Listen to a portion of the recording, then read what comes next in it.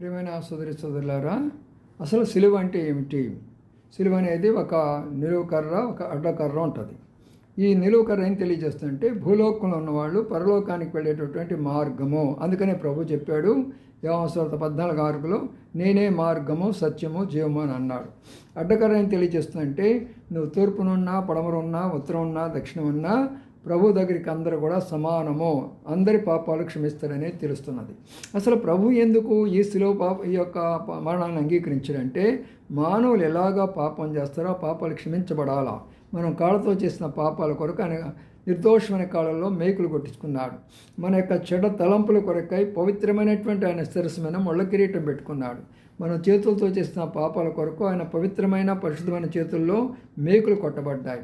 మన యొక్క శరీరంతో చేసిన పాపాలన్నిటి కొరకై పవిత్రమైన ఆయన శరీరంకు గాయాలు పడ్డాయి.